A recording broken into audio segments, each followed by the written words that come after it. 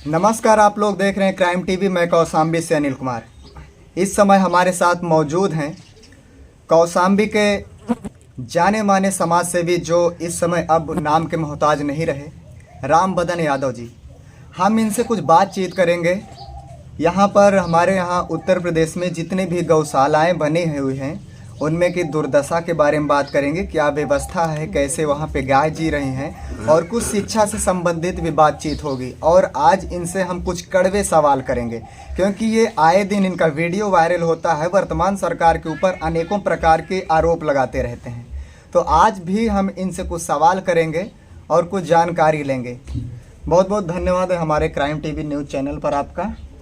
आज हम ये देखते हैं कि जो भी कष्ट, बड़ा से बड़ा कष्ट दिया गया है वो गौ माता को दिया गया है। अच्छा, आपके कहने का मतलब है इस धरती पे सबसे बड़ा कष्ट इस समय है गाय को है। कैसे? गाय को कष्ट ये है, गौशालाओं में भूख प्यास से तड़प रही हैं, मर रही हैं। उनके पेट का गोबर सूख गया है, उनकी आंखें अंदर चली गई हैं। फिर नवयुवक जवान जो घूम रहे हैं, गाँव में घूम रहे हैं, घर घर घूम रहे हैं। अब नौकरी नहीं है, उनके लिए कोई बिजनेस नहीं है, कोई बड़ी फैक्ट्री सरकार ने नहीं खुलवाई है कि जाकर के उसमें काम करें। इसीलिए ये सब मुद्दे बेकार हो रहे हैं। अगर आज ये सरकार आँख खोल करके और देखती और ऐसा विकास के लिए सोचती तो ये जातिवाद को खत्म करके अगर विकास को सोचती तो जो आज नारे लग रहे हैं कि कांग्रेस लाओ देश बचाओ, कांग्रेस लाओ देश बचाओ, मोदी हटाओ, तो ये 2014 में जब इसकी सरकार आई थी तो यही नारे लगते थे कि मोदी लाओ देश बचाओ, अच्छे दिन आएंगे। तो अच्छे दिन ना ला करके आज ये दिन आज आने वाले चुनाव में 2024 में क्या आपको लग रहा है वर्तमान सरकार के बारे में? आज जिसका कोई साथ नहीं देता उसका ऊपर वाला साथ देता है। भूखी प्यासी तड़प नहीं तो उनको छुड़ाने के लिए तो कृष्ण को तो आना चाहिए।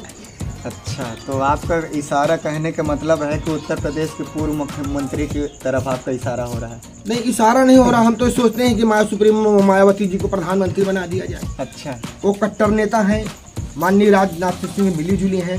हाँ।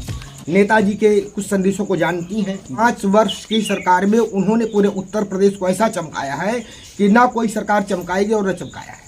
सबसे ज्यादा तो कौशाम्बी का विकास। अरे कौशाम्बी को तो बल्ले बल्ले कर दिया माननीय निसरो जी की। आज सरकार उनके गड्ढे नहीं पूरे कर पा रही है, भर पा नहीं। इस समय तो ये भी नहीं पता चलता कि सड़क में गड्ढे हैं कि गड्ढे में सड़क है। इसके बारे में क्या कहेंगे? अब इसके बारे में तो जो लोग घूमते हैं उनके सांसद लोग तो यहाँ आते ही नहीं है, देखते ही नहीं कि गड्ढे में गाड़ी चलती है कि रोड पे चलती है। नहीं, कागज में तो सब कुछ पूरा करके दिखाया जाता है कि यहाँ पे सब कुछ बढ़िया से चल रहा है, कोई किसी प्रकार की दिक्कत नहीं है।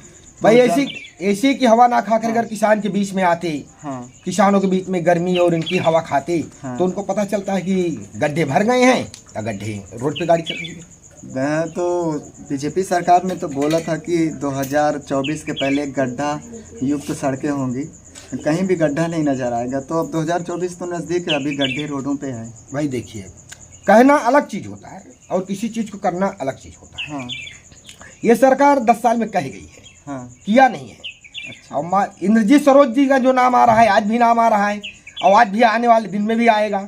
तो उन्होंने यहाँ वो कर दिया है जो किसी के बस का नहीं कि जो कभी कर दी। हाँ, ये बात तो है। जनता के विकास में देखी जाए तो उन्होंने नौकरियाँ भी दी हैं, अस्पतालें खुलवाए हैं, तो हम लोगों को जन सेवा नहीं करवाए। आज पूरे भारत का किसान परिश्रम मेहनत फावड़ा चला चला करके उनको पेट को भरता है। अच्छा, एक चीज़ बताएंगे, आप किसानों के हक के लिए बहुत ज़्यादा आवाज़ उठाते हैं और उनके हक के लिए हमेशा बोलते हैं।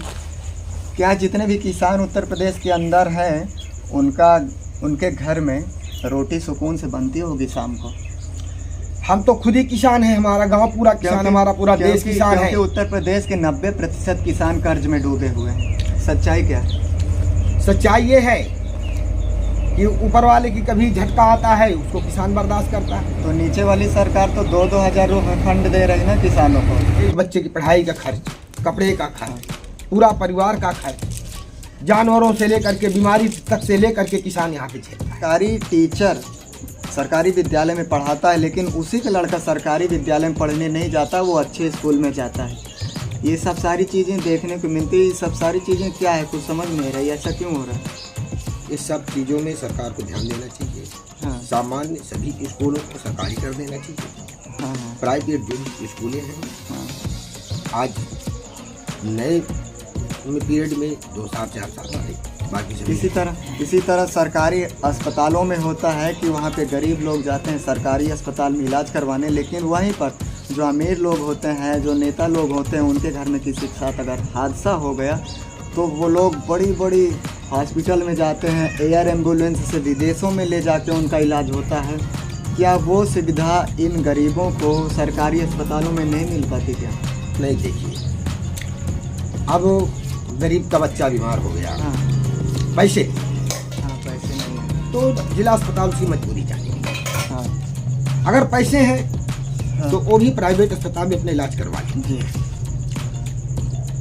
और ख़ास तौर से सरकार को ध्यान देना चाहिए कि कहीं प्राइवेट से और सरकारी इलाज हाई फाई होना चाहिए। कि इन्होंने आज तक जातिवाद मुद्दा ज़्यादा रखा है, हिंदू मुस्लिम विरोध का ज़्यादा का काम किया है। उससे हमारे देश का कभी भी पतन हो सकता है। खुद के हमारे देश के ही देश के आदमी उससे पतन हो सकता है। हमको हमारे भाई से ही सरकार ने खतरा रखा है, हाँ। जो कि हम एक माँ की संतान है। हाँ। आज मुसलमान हिंदू, हिंदू मुसलमान ये किया जाता है, तो कल के तो हम आपस में भाई भाई को भिड़ा रही है। तो इस भिड़ाने की वजह से आज हमारे देश में कांग्रेस लाओ देश बचाओ, इस मुद्दे में कांग्रेस जी ने, सरकार ने एक बार अयोध्या में ताला लगवा दिया था। हाँ। तो धर्म के नाम पे ताला लगना ही चाहिए और इंसान के नाम पे सरकार को विकास करना चाहिए। अभी राम मंदिर बनवाया गया। हाँ। राम मंदिर में कितनी दौलत की कीमत लग गई होगी, ईंट पत्थर और संगमरमर के पत्थर से ही बनाया गया है। हाँ। वहाँ पे एक आंस गिराने वाला कोई नहीं। और आज हमारी गौ माता आंस गिरा गिरा करके रो करके और अपने प्राण को त्याग रही है। और ये हत्याएं जो ये सरकार उनके साथ कर रही है, उनको गौ हत्या का पाप भी लग सकता है। ईंट पत्थर की बनी दीवार, गुरुद्वारा, मंदिर, मस्जिद, बाइबल, कुरान में जाने से पहले मुझको देख, मैंने तुझको अपना दूध पिलाया है, अपना दूध पिला करके मैंने तुझको बड़ा किया है। आज मैं ये गौशाले में तड़प तड़प के जेल में मर रही हूँ, मुझको देखने वाला कोई है? तो ये श्राप है, ये गौ माता की श्राप है। योगी और मोदी जी को लगेगी और ये देश से भागेंगे। कंस का राज आएगा तो कृष्ण को आना ही पड़ेगा ना वध करने के लिए। जाइए देखिए तो गौओं की क्या हाल है, गाय मर रही है। वो तो देखने से पता चलेगा कि इनको पेट में कितने दिन से अनाज नहीं गया है, गोबर सूख गया पेट का, आंखें धंस गई, रो रही हैं। उनके लिए 30-30 रुपए का डेली का चारा पानी के लिए पैसा आता है। 70 करोड़ की जैकेट पहनने वाले प्रधानमंत्री जी हैं। हाँ। कभी आके गौशाला में खड़े होकर के कभी देखे हैं क्या कि गायों की हमारी क्या दुर्दशा है? कहते हैं गाय माता की जय, गाय माता की जय, गौ हत्या बंद करो कहते हैं, लेकिन सिर्फ दिखावा है। ये तड़पा की हत्या की जा रही, तड़पा करके उनकी हत्या की जा रही है। देखिए कोई बड़ा मुद्दा अगर करना है, हाँ। तो आज ये जो महागठबंधन हाँ। की चर्चा पूरे भारत में कोने कोने में फैली हुई महागठबंधन की है। चर्चा तो महागठबंधन हिंदू मुस्लिम सिख ईसाई ये चारों भाई का एक तालमेल, एक गठबंधन है। हाँ। ये हमारे देश का संदेश है। हाँ। महागठबंधन योगी और मोदी जी को दे रही है कि संगठन और बहुमत को देख लो और गौ हत्याओं से बचो। हाँ। गौ की हत्याएं ना हो। जी। मेन मुद्दा हमारा गौ हत्या है, इसलिए कि ये भगवा रंग है तो हम भगवा के रंग को जानते हैं। हमारे पास दया है, दया दृष्टि जानते हैं। जो मर रही हैं भूखी प्यास से, तो वो अच्छी बात नहीं है। गांव से लेकर बड़े स्तर तक, केंद्र तक की हम बात करेंगे, भ्रष्टाचार जगह जगह पर क्राइम हो रहा है। गांव से लेकर आप कोटेदार को देखेंगे तो वहाँ पे लोगों को राशन कम दिया जाता है।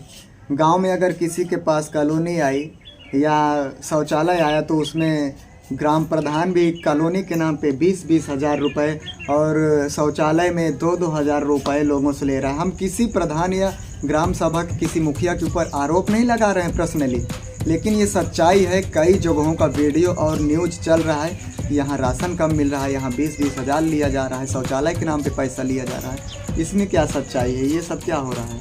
सच्चाई देखिए, गरीबों के पैसे हैं। हाँ।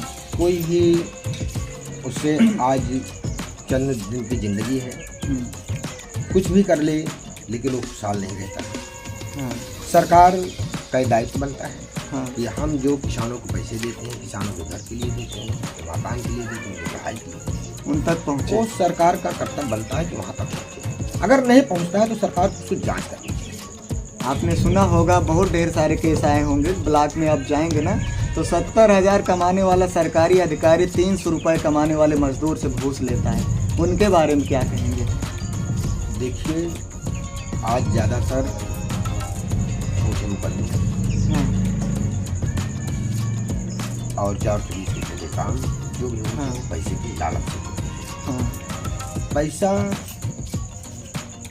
का लालच बहुत खराब चीज़ है। अगर आज 10 साल की सरकार में अगर इन्होंने कोई अस्पताल, कोई नया स्कूल, कोई बड़ी फैक्ट्रियां अगर अपने भारत के में या उत्तर प्रदेश में कहीं भी खोल के रखे होते तो आज जो ये बोलबाला चल रहा है कि कांग्रेस लाओ देश बचाओ, ये चीज़ नहीं होता। तो यही सब कमियां हैं सरकार की। अच्छा, जो वो बड़े महंगे महंगे कोट पहनते हैं, ड्रेस पहनते हैं, देश विदेश की यात्रा करते हैं, बड़ी बड़ी मीटिंग में कितने 100 करोड़ रुपए खर्च होते हैं, वो सब पैसा किसके हैं? भाई देखिए, वो चाहे 30 करोड़ की हो, चाहे 30 लाख की कोट हो, जनता ने ही पहनाया है अपने पैसे से। और जनता ने उसको उतारने का काम करेगी। अच्छा।